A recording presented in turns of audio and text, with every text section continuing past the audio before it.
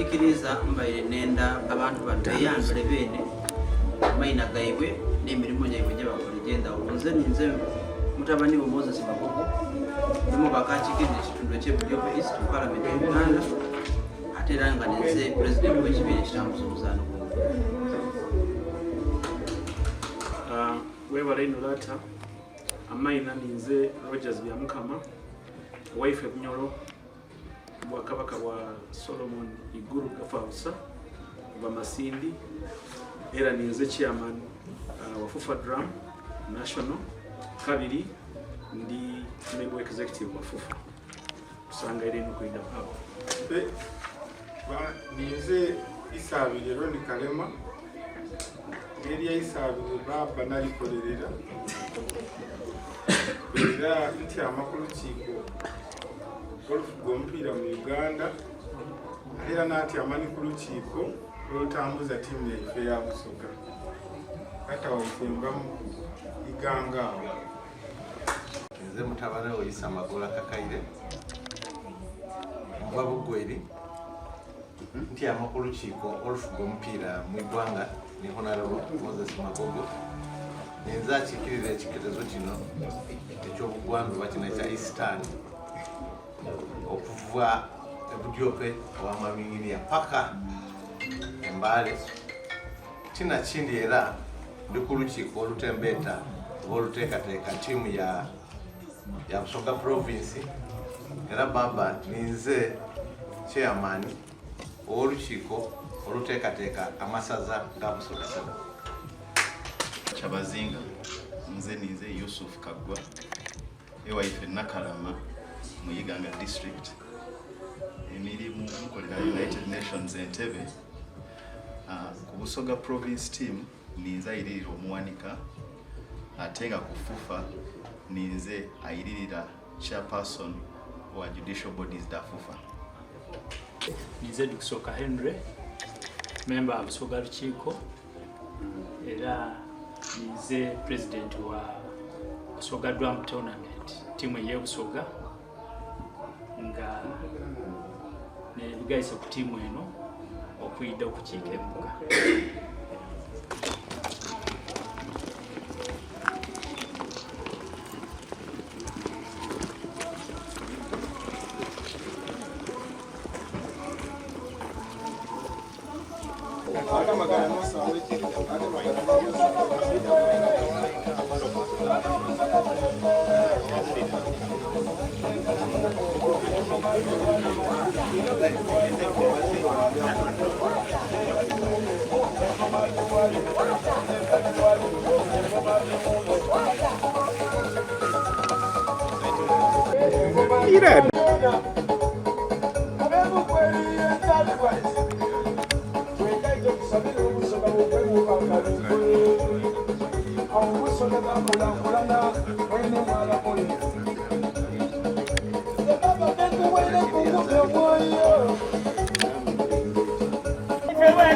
Kyabazinga of Busoga, Budhumbula Nadiope, Tumukubira obwala n'obululu bw'amaanyi,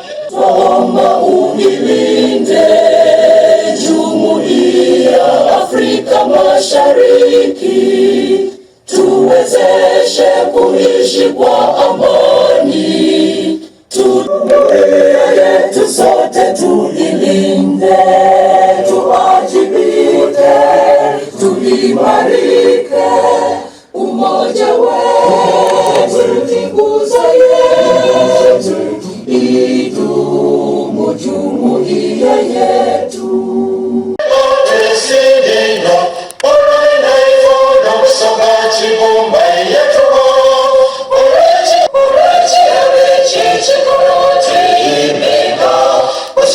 terekerenga esenese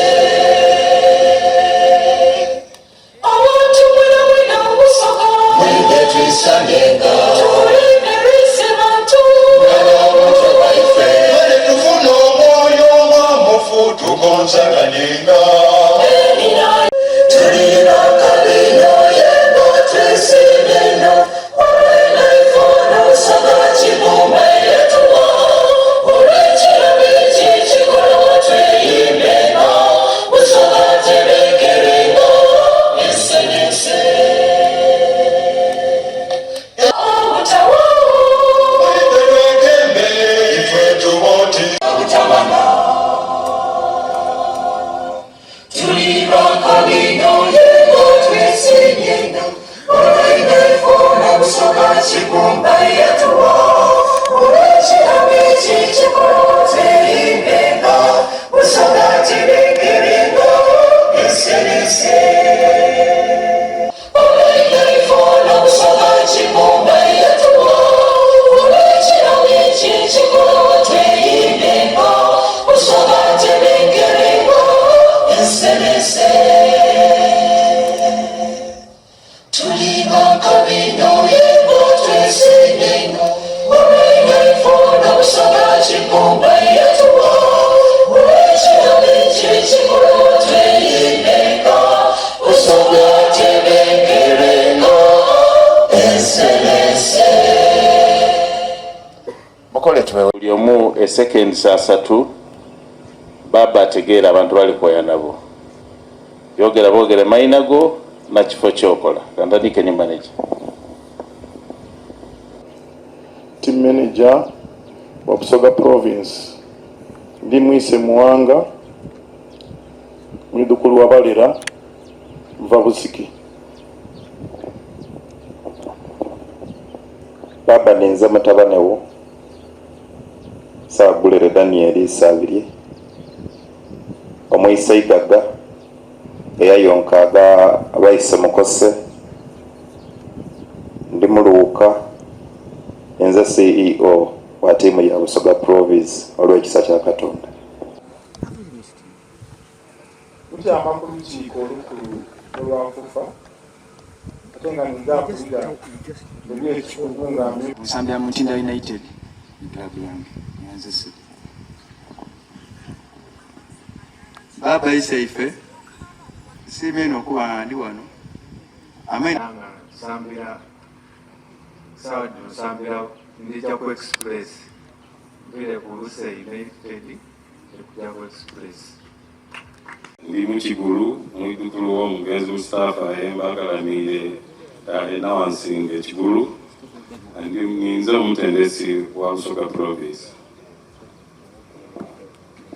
baba saife Mangeni nkolanga team doctor ku Busoga Province sangayo kuona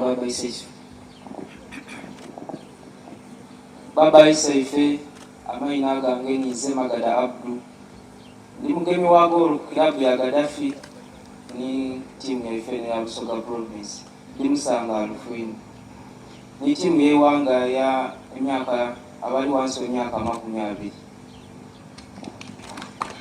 baba ife nize Magumba Bakali ni Mwise Magumba nsambira timu ya Gaddafi FC maina gange bali tankolo Grace ansambira Mbale Heroes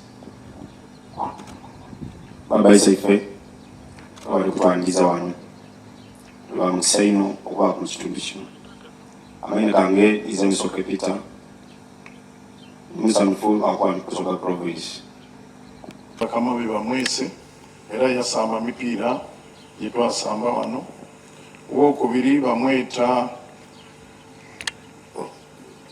Batambuze Shafik yasambira na Tanzania owokusatu Boban Zirintusa ajire Ethiopia ku trials era tusaba musabire abite masobole kusaba mpira gwa profession twaba na Isma Mgulusi asambira national team ya Uganda muto woyo Ibra ye aliko n'obuvune katono. We are very, very honored and privileged to be here in your presence, and we are sure that by the time we go back, we'll go back as great ambassadors of Busoga Kingdom. Your Majesty, in 2017,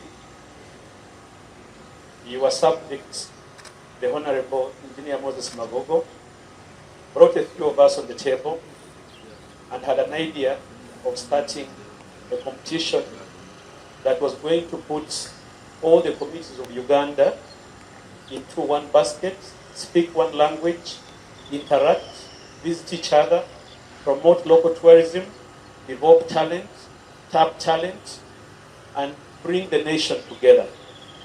And a few of us, with some of my colleagues here that are in the executive, we bought into that idea unanimously. We took it to the FUFA General Assembly, explained the concept, and it was unanimously accepted. And I feel also very honored to have been appointed the inaugural chairman. And 2023, I am still the chairman, driving this FUFA Drum. Your Majesty, the first ever FUFA Drum game was played here in Busoga at Ugembe Stadium. Your Premier, the Honorable Muvawala, together with the Right Honorable Speaker then, Mama Waife, Madame Kadaga, presided over that game. So you cannot talk about football in Uganda and you don't talk about Busoga Province as a region. This region has supplied Uganda with senior team players at all age groups and also represented the country so well, both in our national teams, but also in the regional and professional clubs.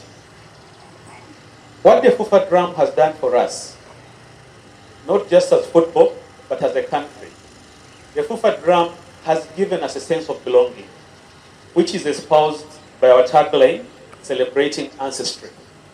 I was listening very keenly to these young boys of Busoga Province, so eloquently speaking Busoga, identifying with their clans, telling us where they come from. That is what FUFA Drum is about. We have many people that originate from different backgrounds. Further espouse the values and cultures of Busoga Kingdom. So we don't take your honor to grant us this visit for granted. We thank you eternally, and we look forward to working together with Busoga Kingdom of Kyabazinga to ensure that the game of football and sports generally continue to flourish in this great kingdom. Your Majesty, we also want to thank you for appointing our brother Amin Nkono, who is a very, very, very strong servant of football, but also for picking him out from the many and give him the great opportunity to lead the sports sector in the Kyabazinga of Busoga. We thank you, Your Majesty. We also thank you through your structures for grooming many, many sports personalities that have eventually come through to serve the game of football and sports generally in the whole country. Starting with our very own Honorable Engineer Moses Magogo, my brother Ronnie Kalema, who I gave a wife from Bunyoro, there was a Nakalombolombo. Together with Mr. Isa Magola, who we call our senior, because when we were in school, Isa Magola was already serving the game of football at the national level with the late Kakaire and Muhammad Faizo. So we are very, very pleased to be here as FUFA Drum. I lead a team of 6 people that manage the competition. But during the competition, like on this weekend, we move around the country over 600 people in terms of players, officials that move around the FUFA Drum. When that movement is happening, there is economics that is happening. I am very sure, Your Majesty, if you are here tomorrow, during the drum game. So on Sunday, when Busoga will be hosting West Nile, you will see how Kamuli will be buzzing with great business opportunities. And that is one of the things that FUFA Drum brings. And we continue to pray that with your support, with your endorsement, these games will move around the entire Kyabazinga of Busoga, so that your subjects can get a taste of top-class football in every corner part of Busoga.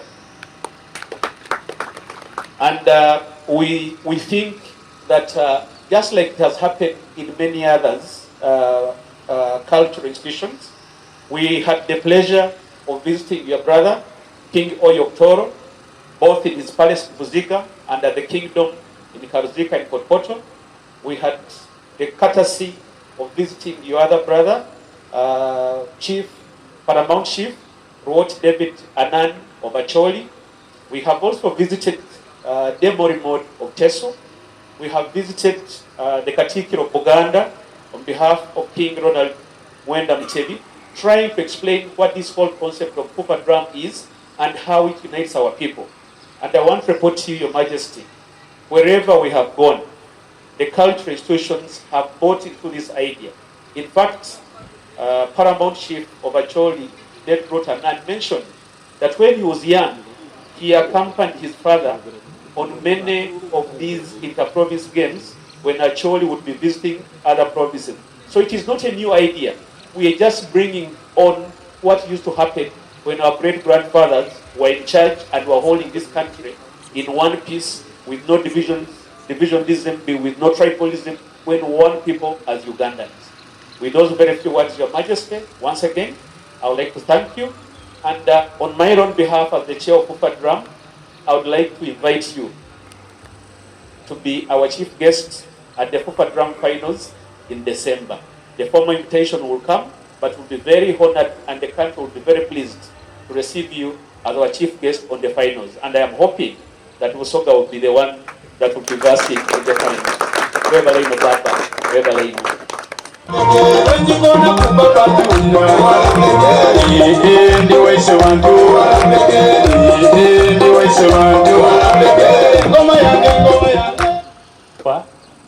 Prime Minister, protocol observed, my colleagues from FUFA and the players. Baba, ensonga edinde nse wano liringa nsonga isatu. Esooka, I was given a task okuletera FUFA ekugobereku ebigemagana ni FUFA Drum Tournament. Era my brother has ably explained the history of the drum tournament eyewere. Ensonga eyokubiri, Baba, in the history of Busoga, I'm introducing to you your subjects, abazani bomupiira aba drum tournament. Bakugoberere nti drum tournament yatandika 2017. In 2018, I was a vice chairperson of the executive. Last year, nga owekitiibwa Bosa bwakugoberere, twafunamu obutategeeragana nga ba committee members, ng'abandi bali kujja astray. Ife was staying aside. I was a dormant vice chairperson, and I told the president of FUFA that I would be dormant because I owe era nze ekigemagana n'olubiri tisobola kudisagringa nayo. Era performance tiyali nungi. This year, President yatusaba to organizing a tournament. Nendo okulopera Baba. Ntukolo, President is my boss. President mumupiira is an MP. Zenkola na government. Ayokolo zena namuwa conditions dange. Na mukoba nti oboyenda okola nze okwira mumupiira ndija kulonda timu gyenje okola nayo. Era Baba nendo okukobera nti yayikiriza And I want to tell you, until we have had the most organized tournament. Baba.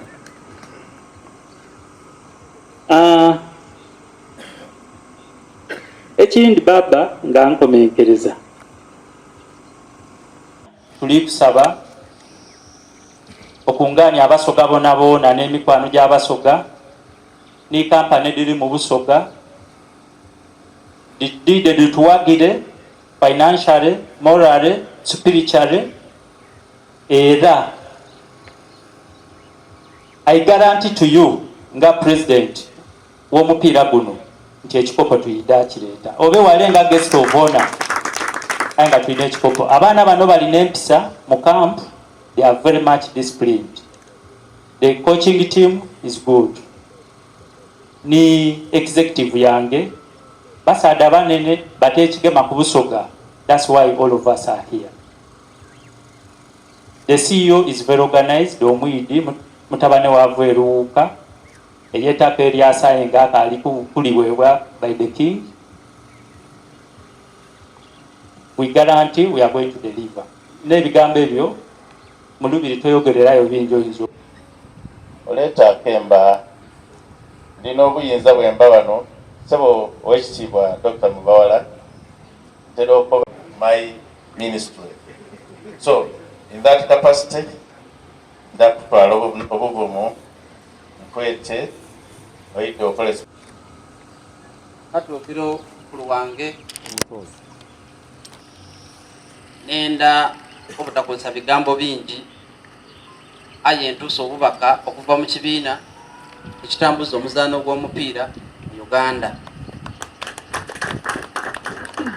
Obubaka obusooka bisaife n'okukwebaza bwe nakutuukirira n'akusaba oyidde obeewo ku mupiira gwa Uganda ng'esamba Comoros, omupiira ogw'ebyafaayo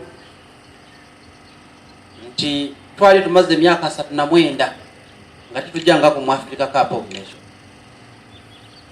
Aye mutabanewo wenagema mu nkasi n'atereeza ebintu n'akusaba waidda wabaawo twasobola okutuuka kwikula eryo. Webale ino webalirawo nendera okutwala omukisa guno waira abasoose bakyogeireku kuba nti abantu b'omupiira babayire bankizo mukola emirimu mu bwa Kyabazinga mu biti eby'endawulo ate n'okusiimako. Olwaleero ensonga etuleese wano n'ensonga y'ekikopo kyetwakazaaku the FUFA Drum. Twakituuma eŋŋoma nga tulowooza nti n'ekivuga ekyaife kumpi nga buli buwangwa bonabona mu iwanga lino okozesa ekivuga ekyo. Twakirowoozaako ino okukituukako okukyeta eriine. Aye era nga bwe tusoma ebyafaayo Uganda eno yayida ng'egayita ebitundu eby'endawulo n'obukulembeze obw'ennono obw'endawulo okukola Uganda gye twenumirizamu nga Republic. Twalowooza nti nga tukozesa omuzaano ogusinga okudumira abantu mu Uganda ne mu nsi yonna the most beautiful game. Ife tuyidde bulungi nti Busoga neyo province esinze okuvaamu abasambi ab'ebitone by'amaanyi ennyo mu Uganda muno, ng'era bwe tutandika okubibala tuyinza obutava wano. Kizibu ino olwaleero okuba n'ettiimu ey'eiwanga nga kuzira ku bazaani abandi balikobanga ati muzaani aye bazaani abasoka ate nga ti bazaani aye nga n'ab'enkizo abali mu ttiimu eyo.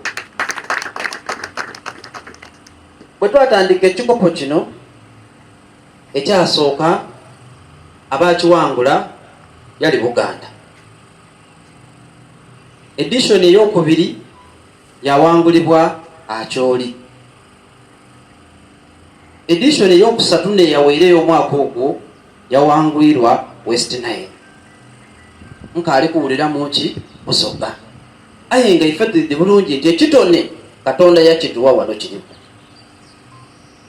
Isa ife obuzibu bubaire mu ngeri ttiimu gyetambuzibwamu nti ebitundu bira ebindi ebiwangwire bibaye birina ebintu ebibigaita nga tiimu eyo egaita abannabyabufuzi ab'endowooza ed'endawulo abava mu kitundu ekyo. Bw'otuuka mwakyoli toyinza kutegeera nti ono wakibiina ki, nti ono waidiire ki kasita akyoli ebanga eri kusamba ekitabayireewo Busoga. Nenda tuikirize nti waliwo ensobi edaakolebwa era ensobi ezo ekituleesa omwaka guno kudigondoola mu maiso go. Era bwe bali tutandika sizoni eno nasaba bannange n'abakande baana tuli kuswala nze akulembera omupiira mu Uganda teyinza kuba ttiimu ya Busoga nga nezira ssente gitambuza nga netayambala bulungi. Twekembe twegaite ensobi edaakolebwa tuditereeze twire walala tutambuze ttiimu yaife nga tugyendumirizamu. Isaife rata nebigere bino nti omulimu guno ngukoze nga President wa FUFA mu bitundu bya Uganda ebyendawulo. Twajja Mwakyoli, twajja Etooro n'ebitundu ebindi nga baba bimenye, aye ng'ate wano tubaye tukaale kukikola. Tuyikirize nti olwaleero twidye mu maiso go twemenye kwedda ensobi dondona edaaliwo, aye twenda iwe nga Isaife okuba nga ttiimu eno ogiwa omukisa, ogiikiriza, ogyendesa Abasoga bonna bonna kuba etukiikiriza. Nga nkalina kuva ku nsonga ya ttiimu eyo, Isaife Kyabazinga ndi kusaba n'obuwumbeefu bonna bonna olunaku olwa Sande oba Saabiti omupiira guli Kamuli, Busoga ejja kuba ekyaziiza West Nile bachampiyoni b'empaka dino. Ayinenda okukakasa nti obusobozi okusinziira ku ttiimu eno emipiira gyesoosa okusambako n'obumalirivu obw'abasambi be tulina omulundi guno, tulina amaanyi agajja okuwangula omupiira ogwo. Twandyenza obeewo nga nekiri kubulaku kyonka bwekunaaba n'okusiimako twida kuba basanyufu okuba niibwe nga tuli kukuba ttiimu ya West Nile. Waire bakyogeire ku Isaife nzikiriza nti niwe iroboozi lyaife. Bw'oba otwese ndakutandikira ku ife bana byabufuzi kuba mu bitundu ebindi era ngo iteeka nti buli mubaka alina okola contribution financially eri ttiimu. Iteeka oba oyenda oba toyenda, nekiri era ngo nekiri Etooro nekiri West Nile ne Mwakyoli. Aye ife tunakudemera ng'otwese ng'ababaka ng'otwese oti bana tugemere walala kuba obusobozi ababaka tulinabo obusobola okulabirira ttiimu eno yaba mu mbeera eno. Tuli ababaka 44 abava mu kitundu kino. Bwe mbanga nze omulala nsoboire ogemerera ku kyendi gemererako, nsuubira nti agali awalala n'agaluma ennyama. Ate era mu kitegeerezo kino ekya Busoga Isaife mulimu abantu bangi ng'oviire ku babaka abali kukola bizinesi mu bitundu bino, abakozi mu bitongole bya gavumenti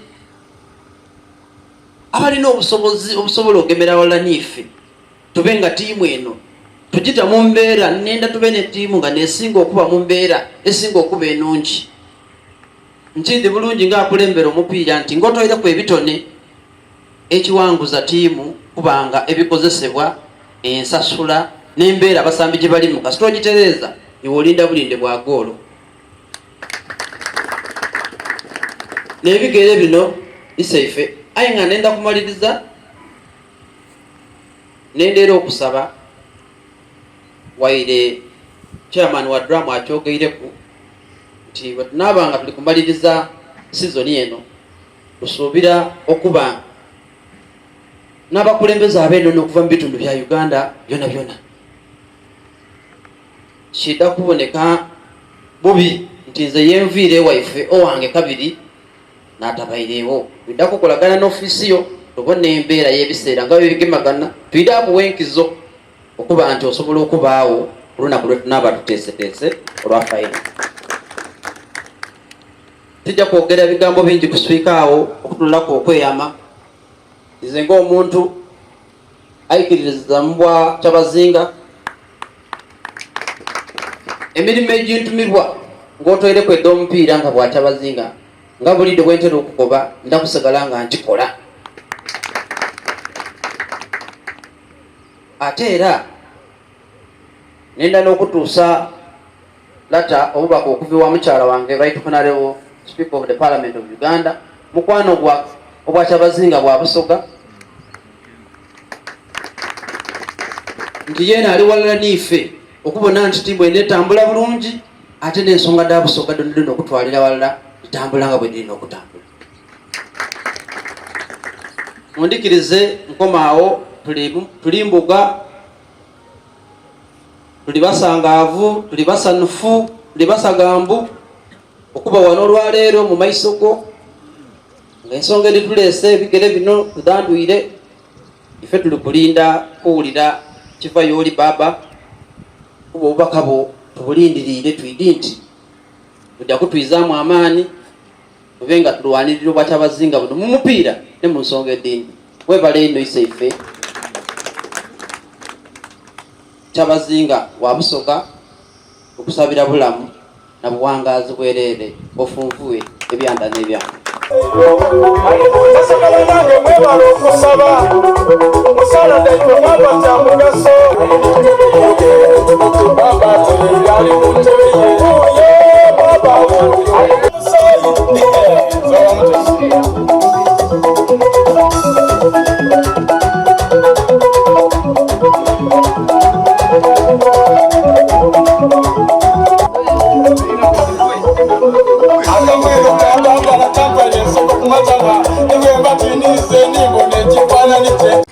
nga nsinziira gano mu lubiro olwaleero nkobera Abasoga nteteekateeka donna ed'omupiira ogw'amasaza mukusa ogw'omukaaga nawoire era Baba Siima nkobera Abasoga nti Baba asiimye okuboneka eri Obusoga nga 5 omwezi ogw'omunaana ogwida ajaboneka ebunole bunanumba saawa eky'omupiira ebonda nga tutandika emipiira egy'amasaza. Era Baba kantwala omukisa guno olwaleero nga nsinziira yene gano okusaba muto wange Honorable Engineer Hashim Magogo, President wa FUFA, abeewo nga tutandika emipiira egyo. Era ssebo Honorable Engineer Hashim Magogo tugakusiima ino ngoide n'abakulembeze baina aba FUFA nga tutandika emipiira egy'amasaza egy'Obusoga. Baba mu kaseera kano kantwala omukisa ndeete mukama wange Katuukira wa Busoga kwete oide olamuseeku abagenyi bo era obo oyogereku nabo owayeku nabo sibuga African Development Bank. Mwenda abantu walowooza ati abantu aba mipiira ne politics. Kino bagezi ayo ono n'omu ku bato baabwe ndi omugezi engineer. Nawe yayingira mu mupiira natya. Naidanga mu office namukanta nojawa fuka oli mugezi. Nanga webale butanswaza webale ino webalire irala n'okwemerezaawo erina ly'essomero lyaffe na miryango bananga bataasomera musaasire. Ekabiri nasoma ku Kyabazinga gye yasomera, nasoma ku President gye yasomera, nkubire ku migwalo ate nga zena nali muzaani wa mupiira mweneni akiiti nga ninze ngomera essomero lyaffe Gombe ne Makerere. Ndikwenda ino okubeebaza Sebo President olw'okuyisa ttiimu ya Busoga wa Busoga.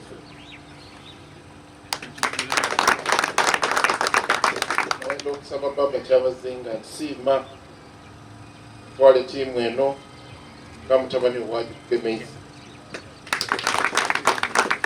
Baba wanaamala okwatula ekigambo kifeero libaisasi gyetuli tandikirawo ebibaire okulu no byonna byonna Baba Kyabazinga mbibaire kuba muto wange ni president bamala akubira nze bayogera ninze kuba kalina kutandika bintu bino era olwaleero mbaire mu obulwaire ensonga lwaki nsaba ekisoni wondidye nga nambaire makidi ni makidi Baba saasira aye muto wange wankobeire mukulu wange wankobya muto ali kuidawa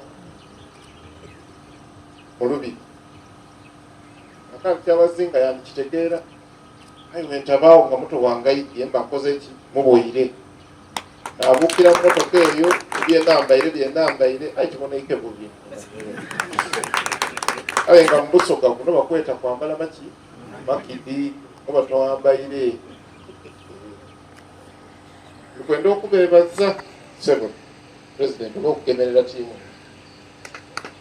Sebo President owa ttiimu tukwenda ino okubeebaza ekyejo emirimu okukono olwaleero nga Kyabazinga yatwire gibawoyiweibwa Kyabazinga wa Busoga oiti buli mulimu gwokola n'abaana bozaire n'okusamba omupiira gwemuli kusamba muli kusambirani Kyabazinga wa Busoga okukono olwaleero nga Baba amaze okwatula ezira kubabuula mulika era nikwenda otegeeza Obusoga bwona bwona nti Obusoga kitegeeza kwogera lulimi luki Busoga ndakiiramu Obusoga kitegeeza kuba mu kitegeerezo kya Kyabazinga ekitandikira ku Western Bank of the Nile kyakomawa ompologoma kyaja paka kwa Lake Victoria kituboola tulikwenda abantu kuwulira nga mulira amaina agaifa ag'Abasoga abaida ni babantu kati oko kabiryali byavaawa baana bona baki Basoga musambo omupiira nga muli baki Basoga abika Basoga tulina enkuyi niwe banaatubinga emirundi emeka tulina owangula ekikope tume tubalako enkuyi tuyene entu tukwenda bakakasa olwaleero maiso ga Kyabazinga nti nga katuukira wa Busoga nga Kyabazinga amaze okugana ng'akulembera emirimu gino ng'akulemberwa pulezidenti wa FUFA President Eng bidaakola kyona kyona ekisoboka agati boikulunesi kubona nti muli bulungi era kiyitanga kiragiro ti ttiimu yona ya Busoga mwire walala tereze ttiimu yaife ebengeraga ekifaananyi kya Busoga Baba yankoberera talidde okusobola nikyatasobole ndidde nti Baba ayikiriza olw'ensonga eyo naalagirirawo wagonze n'omulimu gwange Baba obulangira mbukutwaire ku kankulagire nga minisita odemagane n'abantu bano ttiimu ya Busoga ebe nga ttiimu yaki ya Busoga ewagirwe ekyokubiri njalagira mukulu wange Anonia sente za Busoga tiwegaite kubakulu bano yona yebatuweera sente ttiimu eno yona ebe nsonga mu bintu byona byona byebatubeera mu sente obanga MTN nabaire etuwejja amasaza muteerabira ttiimu yaki ya Busoga nsaba ki gwe toli kuzaana emipiira egy'amasaza nitwaganamu abaana abalungi tuinterpolating system nga betutoola eno tubaweereze wafeeding eyo kyonka gyendi kusaba kino kiweesa continuity ekyo tuwaye tukola ku masaza tuba n'abaana abalungi namala okutwala ekikopo byakoma aye wano tufunye omukisa zena nje nzaane kuni Buganda eyo ndiwuikire tuwano wensabira Abasoga mwena mwena ku Busoga Baba Kyabazinga eza kulagira mwena mwena wagire tiimu eno itwale mu maiso.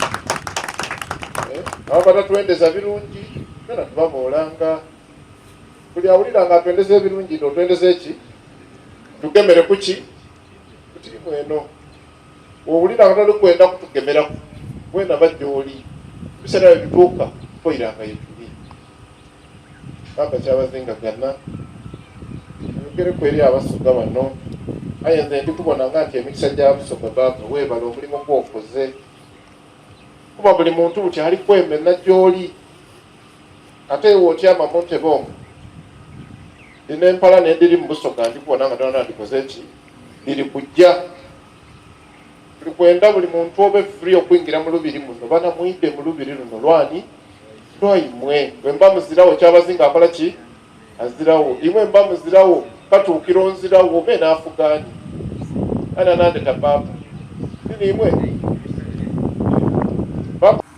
Chenga mwana anewaipe waka Magogo Moses Hashim, Chairman FUFA Drum, Chairman of Busoga Province team, Permanent Secretary Gabula Nadiope wa Kyabazinga of Busoga, n'abagenyi abandi biti bageni. All protocol observed. Tandikanga officially baniriza olubiri no Budhumbula Gabula. Sangaire ino okubabula. Nayongera okubebaza emirimu egy'endawulo gyemukola kuba egisinga gyogeire kuida kusobola kujogera ku ssaawa dino olw'ebiseera. Aye ndidi nti emirimu okoze mingi n'egindi egyatufuula okuba regional, okufuuka national, and finally international. Mwebale ino gyona gyona. Ebyemizaano kintu kikulu ino eri abantu n'eggwanga lyaife lino kubanga mulimu ebibala amaalo. Ebimu ku byo kiyamba kulwanyisa endwaire zetweta non-communicable diseases, kiyamba obwongo bwaife kuba obwikaikamu kubanga batwenda abantu baife nga balamu. Ate ekisingayo mu byona byona twena gaita. N'olwekyo nsonga eno nkulu ino era mbeebaza ino namwena bitiibwa byaimwe abatairemu amaanyi okutambuza ebyemizaano. Ipengo obwa Kyabazinga ba Busoga nga baba inonoire nti twena bitutyaimye twasalawo nti ebyemizaano bikakubitaamu amaanyi tusobole okwitumbula. Ng'egimu ku mizaano gyetwetabyemu omuli Masaza Cup gyebagire nga bayinonola era nga 5th edition bida kugiigula officially obutongole nga 5 mwezi gwa August 2023 nga tuli mu bunole bunaanumba esaza eryaife. Era twayongera okuba ne boat racing ng'eri Busoga yeeri nti is a big island, tulina abantu baife bangi aba ku maadi eyo okuli abavubi n'abandi kamaala. So boona balina emizaano mingi gyebeetabamu. Ogusinga kuba famous ne boat racing. So nanga obwa Kyabazinga kyamu amaanyi. Bijja kwongera okuleeta emizaano egindi ano omuli netball n'omupiira gw'abakyala ne indoor games ng'omweso n'egindi amaala. So bwe tubabona olunaku olwaleero twena tuli mu goolo ndala yituli kuteebamu twena kikizaamu amaanyi kuba twida kuweebagana amagezi tusobole okutambuza ensonga dino. Eky'omukisa omulungi ky'olwaleero media mu butongole tusobole okuba ekitole ekirala tutambuza ensonga dino twena ibamalirivu engo bwa Kyabazinga yana open door emwidye nga bigemagana na byankulaakulana bidagemaganira walala sobola okutambuza emirimu gyo bidakola kyonna ekisoboka financially ni mu ngeri yonna mobilization ni support yonna naba tusobole okutambuza tiimu yaife kubanga twenda ino ekya promotion of talents ate bu tiimu mazze okugonza ku mirimu ngakatiki bwabayinonire gitwenda bwe tuba tufunye abaana balungi mu masaza tuba tulina mu banki ng'etulindi tuli promoting ebitone tube nga tubayizayo muli batekinikale mu tusingako boona basobole okuzaanya teams ne clubs ed'endawulo naabo oliawo abazanya ni tiimu yaife ya Uganda Cranes ne internationally basobole okukiikirira kalamu. So ekyomukisa ekirungi ekindi FUFA President mwana wano waka, so tusuubira nti amaanyi gaida kuba times 3 tusobole okubanga mu Super League twena tulimu. Era weenaawo wendi kumwidukiza nti tuyina abantu baife betweta bazirwanako abazaana ku mipiira gino betwidinga ba legends tusuubira nti bwe tubanga tuli mobilization nga tubalese on board bida kusobola okubafunamu omulamwa n'okutambuza ensonga daife dino kukalamu engeri editereire kuba olunaku olwaleero. N'olwekyo kyona tukite mu nkola. Ng'amaliriza beebaza kuba nti mwidya wano olwaleero si ku nsonga yindi wabula nsonga ya byankulaakulana n'ensonga daife y'okutambuza emipiira n'emizaano egindi. So mbeebaza olw'ebiseera bye mutayiremu ate n'abeebaza okuba nti timuviire ku mulamwa gw'okuba ekitole kubanga ife ng'obwa Kyabazinga kulagana n'abantu abali kitole kyemwidye mu bungi. So mbendeze engendo enungi kumpi n'ewala y'emuviire era nga ndiki tulina okutusembeyi tulina ogusembe kuba nti twaganana kubanga buti bijaba n'ebibala kamaala Busoga okwisanya n'amaanyi.